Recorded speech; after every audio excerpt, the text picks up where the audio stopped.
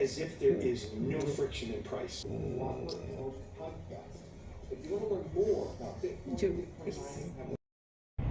Why cold approach is so difficult and why there is such a turnover with guys that get into it. They fail, they quit, and in reality there's not too many guys that actually do cold approach. There's guys that try it for a short period of time, they get into it, they put in a bit of effort, and they quit. I would say the turnover of guys that get into learning cold approach, day game, even I would say the night guys that get into night game, hitting the clubs and trying to find love in the nightclubs. That has a higher retention rate, I would say, because those guys, they can compensate with alcohol and drugs, and there's other reasons to keep them doing it, regardless of what their success rate is. Obviously, the highest success rate is swiping right on dating apps, because anybody can do that. But cold approach during the daytime, or just cold approach in general, it is complicated.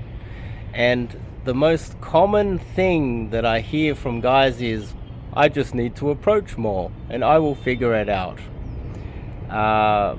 Sure, you might get lucky, sure, but this cold approach is far more complicated and far more difficult than you could ever imagine. There's guys that have been doing it for many years just to get to an intermediate level, and there's a lot of guys that have been doing it. They've done a lot of training and coaching, but they've ran down the wrong rabbit hole of different strategies, and they've never got the success that they desired, because they were doing the wrong thing over time and they didn't learn from their mistakes. They didn't have the right people around them. It's quite common, but keep in mind, there is a caveat here, is that if you just think, oh, I'll just do more approaches and I'll get success, well, then what you're technically doing is you're probably more attractive than the girls that you are meeting. Sorry, I got hair in my mouth. You're probably a lot more higher value than the girls that you were dating. So therefore, really, you're getting girls beneath your mate value, girls that really they're not the type of girls that you're dating and you just think, oh my god, this is the girl, this is love, this is the girl that I'm going to settle down with, have some kids, and I'm going to spend my life with, because you're kind of punching down. People see this as more of an ego trip, where you're punching down. So this is like a competitive thing amongst men. It's not really. The goal is for you to get a girl that is out of your league, that is, either out of that 6-year age range. She's like a decade younger than you. She's like more attractive than you, so that you will want to marry her. Keep in mind, men are the ones that decide on long-term relationships, not women. Women gatekeep sex in the early stages and who they date in the early stages, and we're the ones that decide who we're going to marry and settle down with and get serious with. And so if you're punching down and getting girls that, well, any fool can get just by approaching because they're beneath you, they're not exactly the type of girl that has that wow factor for you based on where you're at.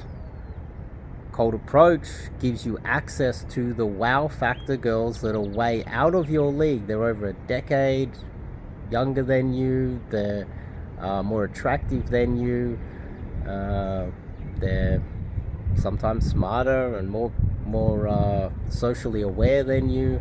The type of girl that you just start dating and you just think, wow, I have never met a girl like this before. She's awesome. I'm going to work really hard on building a relationship with her. And if I get a chance, I'm going to lock her in on a long-term relationship. And this is also part of the aspect of why... Aspect? part of the reason why a lot of people get the whole idea about cold approach and dating wrong is they think that we're out here just banging lots of one night stands. We're not. We're looking for legitimate love. We're looking for the one. We're looking for a girl so out of our league, not so that we can compete with other men like all those losers in the group chats. We're getting a girl that's out of our league so that she has that wow factor. So we wake up in the morning next to her and go, wow, I'm so lucky to have her. I'm going to lock her in. I'm going to build something with this one. This is the one. But if you're punching down, this is the Tuesday night one night stand girl that you're not going to build anything serious with, then, well, you're going to be trapped in the Tuesday night one night stand with the girl that is beneath your mate value, and you'll probably be struggling forever. So ultimately, getting the hottest possible girl and the highest value girl that you possibly can as soon as possible and locking her in is better for everybody involved and society. So think about it from that point of view. Cold approach, it's not just about doing more approaches. It isn't. It's not a numbers game either. There's strategies involved. It's complex. You can't just ask me, what's your opener, Dave? You know how many times I hear that? Come do some coaching. It is far more complex than what is the opener. It's how are you positioned? How are you approaching? Where are you approaching her? What about your timing? Are you coming off awkward? What about your body language? What is your strategy when you approach her? Like, even just down to the smallest aspect of it, like are you getting her Instagram or her phone number? Are you messaging her on WhatsApp? Are you using an app? Just minor things. What is the first text message that you are sending her, and what is the time between approach, getting her contact information, and sending that first text message, and what is it that you send, and what is your strategy for the first date, and when should you line up the first date? All of these things are quite complex, and people don't fully realize that. So the point I'm trying to make is that the reason why there's such a high turnover with guys that get into cold approach is because they think that they can figure it out. They have, basically there's a few different things that they constantly say. One is, I just need some wings because, well, I can't approach by myself. I need a buddy to hold my hand, which is kind of it. Second one is, I'll figure it out myself. I just need to approach more. So it's basically the same thing. I just need to put myself in front of girls and then magic will happen. It's like me saying, look, just put me in front of the exam for the PhD. I'll write my thesis on the first attempt and you can give me a PhD. It is not that easy. There's a reason why there are coaches out there, and there's a reason why there's guys double your age that are shorter, uglier, less attractive than you, disabled, poor, living in squalid conditions and still getting better girls than you. It's because they have a PhD in this stuff, like myself. I just wanted to make that point because, not in a bad way, I just think that too many guys think that they can figure it out by themselves, and I think the churn rate is high enough. It's enough evidence that you can't just figure it out yourself. I don't think you can figure it out yourself. Don't get me wrong, there are guys that can, and there are guys that have. Myself and a bunch of my wings have, and they've been very successful, but the shortcut is to get some form of coaching. That means you're gonna have to outlay some money, and if you've run down the gauntlet of trying to figure this out yourself and you haven't had much success, and it's been a few years, you've been in the groups, you've met up with wings, they've told you things, you've tried those things, ask yourself, have those things worked? Have you got the success that you desire? Have you dated any decent girls, let's just say in the last 3 months? If it's not 3 months, how long are you supposed to wait? how many months do you have to wait until you find or at least date someone on your level that you want to actually get into a relationship with? Yeah, there's just a few things that I wanted to point out, just because every now and then I read in the comments guys going, yeah, I just need to figure this out, I got this.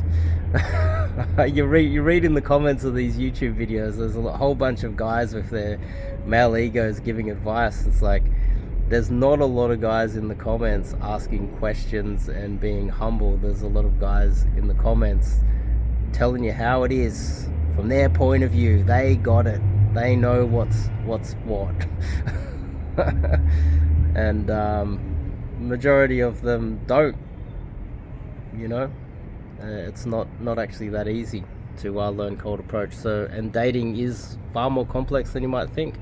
And ultimately, what are you trying to do? Find a girl that every time you are around her, you just feel lucky to be with her.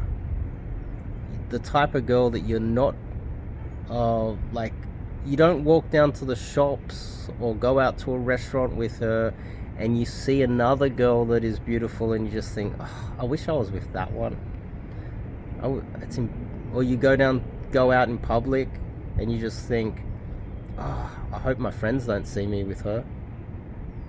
And all of us have felt that at some time in our lives, and you just don't have those the options at the moment, and that's why you are with the girl that you are with. Oh, she's older than you, or she's, you know, you're kind of embarrassed to be around her. So think about from that point of view.